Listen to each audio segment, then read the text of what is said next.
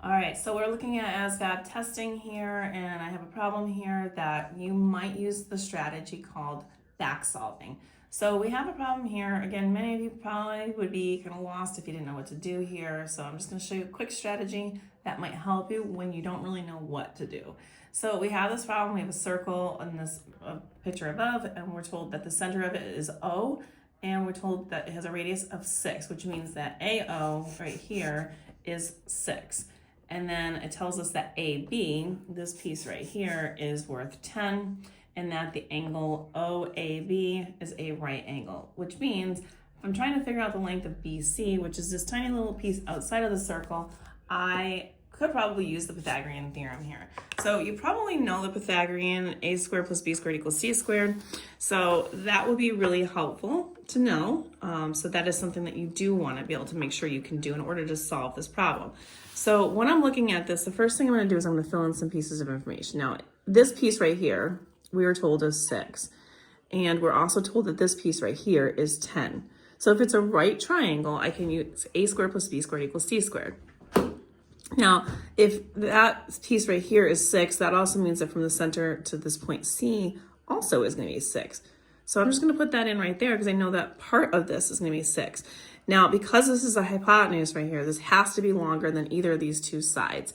So it's got to be longer than 6, it's got to be longer than 10. So we know that part kind of like has to be an answer. Now I have these choices here.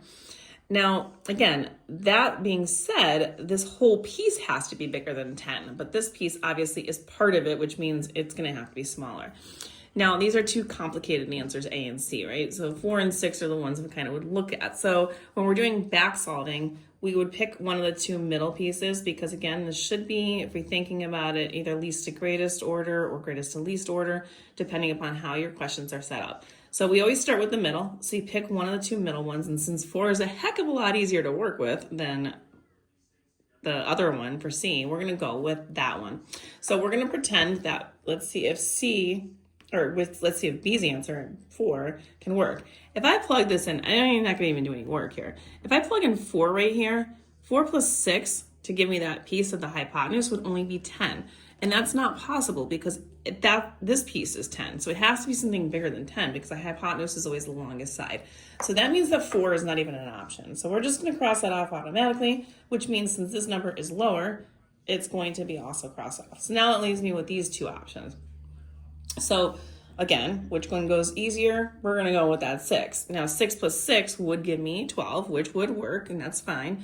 Now we just have to see if it works in the Pythagorean theorem here. So if I plug in 6 here for this answer, and I use the Pythagorean, this is going to be 12 for this piece.